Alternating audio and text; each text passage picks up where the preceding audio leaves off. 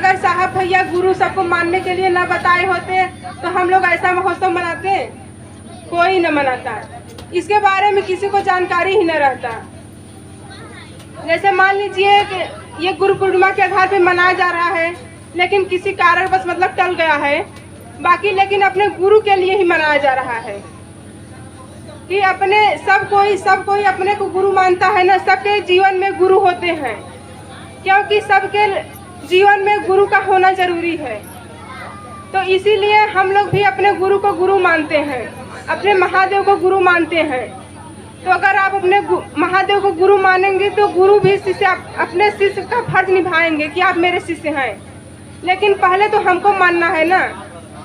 लेकिन बाकी अगर हम लोग सोचे कि हम लोग जानेंगे कैसे कि हमारे गुरु हम लोग को अपना शिष्य बना चुके हैं, तो बात इसमें यह है कि आप अपने मन को मजबूत कीजिए। आप अपने अंदर दृढ़ता से विश्वास कर लीजिए कि हम अपने गुरु को गुरु मान चुके हैं। अब अगर आप मान लिए हैं तो गुरु तो देख ही रहे हैं, जान ही रहे हैं कि कौन मेरा काम कितना कर रहा है, कौन कौन मुझे गुरु बना चुका है। क्योंकि वो तो पहले से ही बहुत पहले से गुरु हैं, क्योंकि आने के बाद तो गुरु हुए नहीं।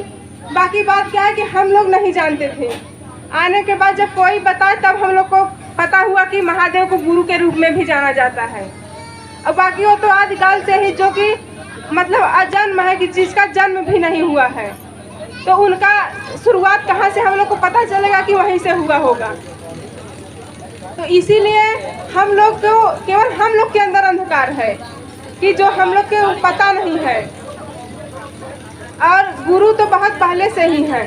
लेकिन इतना तो जैसे साहब कहते हैं ना कि जब छोटे छोटे बच्चे भी जानते हैं कि महादेव गुरु हैं, भगवान हैं, तो फिर बाकी मानता क्यों नहीं कोई।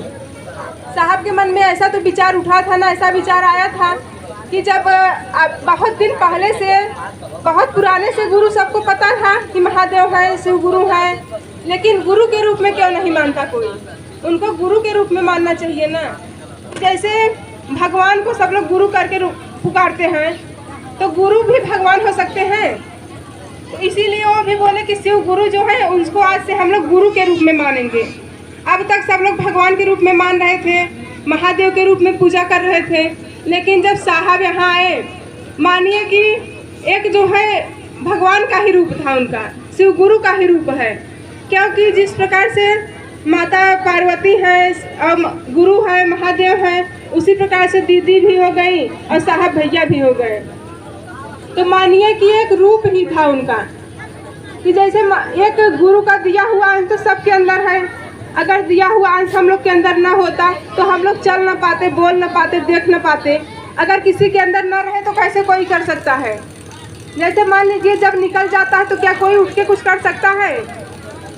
अंतिम समय में जब अंदर से उनका दिया हुआ अंश निकल जाता है तो किसी के न तो परिवार को है कि वह उठा सकता है उनको, न तो अपने अंदर इतनी हिम्मत है कि हम उठ सकते।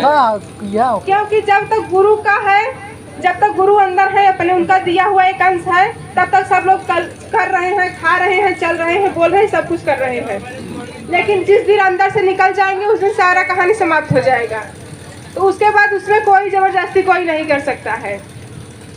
तो इसीलिए गुरु का दिया हुआ अंश साहब आए तो वह गुरु को जो है गुरु के रूप में माने, अपने महादेव को, शिव को गुरु के रूप में माने कि आज से हम लोग उनको गुरु के रूप में मानेंगे।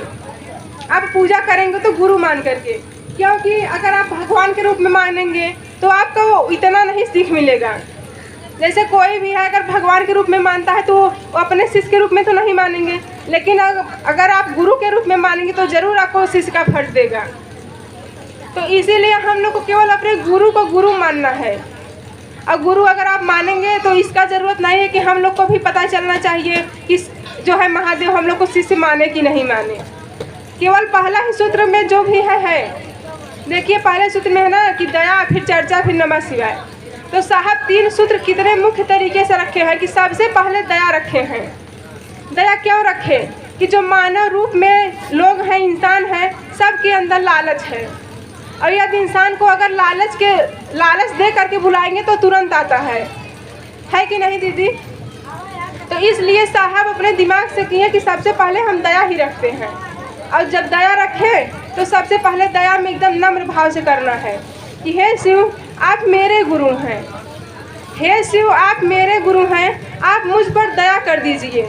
क्योंकि पहले में है कि आप मेरे गुरु हैं, तो मेरे का मतलब अगर आप लेंगी तो बहुत गहराई से बहुत दूर तक जाएगा। क्योंकि केवल मुंह से बोलना नहीं है कि मेरा। जैसे आप अपने परिवार में रहती हैं, अपने बेटे बेटी को अपना मानती हैं, अपने परिवार को अपना मानती हैं, उसी प्रकार से हम लोग को अपने गुरु को भी अपना मानना है। और जब अपने गुरु को आप अपना मानेंगे, क्योंकि वहाँ मेरे का भाव आ रहा है, और जिस दिन आपके अंदर मेरे का भाव जागृत हो जाएगा तो उस दिन तो आपसे गुरु दूर नहीं रहेंगे। अगर किसी के अंदर अपना का भाव आ जाएगा तो क्या वहाँ आपसे और गुरु में कोई दूर का भाव रह जाएगा? सबके अंदर भाव अपने का आ जाएगा ना। तो हमारे प्रति और गुरु के प्रति अपनत्व का भाव आना चाहिए। सभी को केवल अपनापन रहना चाहिए। गुरु जो भी है हमारे गुरु हैं, अपने गुरु हैं, अपने परिवार का सदस्य मानिए उनको कि जो है हमारे परिवार के मुखिया हैं हमारे गुरु। और दूसरे में चर्चा करना है। चर्चा कोई भी गुरु भाई गुरु बहन मिल गए, जैसे मान लीजिए कोई भी मिल गया, नया हो या पुराना हो, या तो आपके गुरु भाई गुरु बहन जो आते हो भी हो या फिर नए भी हो, अगर कुछ भी आपको कह रहे हैं तो आप तुरंत वहाँ पे करिए। जैसे कि अगर आप वो कुछ भी अपना कष्ट बता रहा है, कुछ भी दुख सुख बता रहा है, तो तुरंत आप वहाँ थोड़ा सा भी मत चुप कीजिए। तुरंत आप वहाँ पे कहिए कि आप जो है आप भी गुरु को, हमारे गुरु को आप अपना गुरु बना लीजिए। जैसे वो पार करने वाला बोला था, अपना गुरु छोड़ मेरे गुरु को देख, तो वहाँ पे आप ये मत कहिए कि गुरु को गुरु मानिए, बोले कि हमारे गुरु को आप अपना गुरु बना लीजिए। अब फिर देखिए आगे, केवल उनको कहिए बस कि आप बना कर तो देखिए पहले, फिर आगे देखिए क्या होता है। तो केवल यहाँ कहना है। और तीसरे में मतलब अल्पा जाप है, माला विधि है।